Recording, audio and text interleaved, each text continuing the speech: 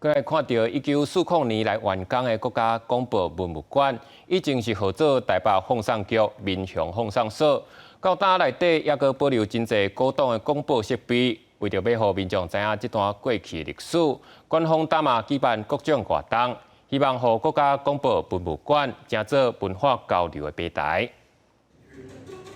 纪录片放送香港人移民台湾的生活。导演嘛分享拍片的过程，嘉义县民雄乡的国家广播文物馆伫拜六礼拜举办活动，邀请新住民来分享伫台湾的生活。以前可能这里的广播是对岸，但我觉得现在可能就是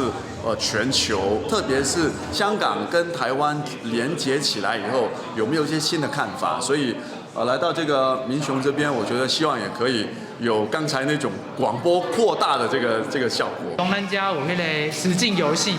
今仔个有办迄个港澳的交流分享会，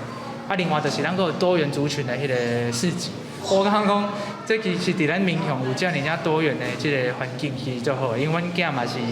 迄个澳门人甲台湾人的结合安尼。除了新住民的讲座，国家广播文物馆内底嘛展览真侪迄当阵留落来到当的各种设备，配合活动的设计甲体验，互人会当来认捌迄当阵时代的背景甲广播对社会的影响。兼七行，奖黄金7000两。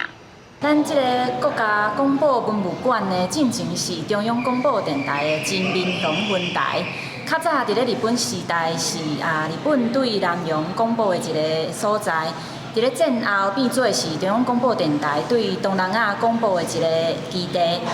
国家广播文物馆讲，1940年迄当阵使用的电台发射机，到呾阁保留伫这个所在，所以文物馆毋但有过去的历史，嘛希望透过多元的合作，或者个旧的广播基地，未来会当继续传播新的在地文化。记者林慧婷，嘉义报道。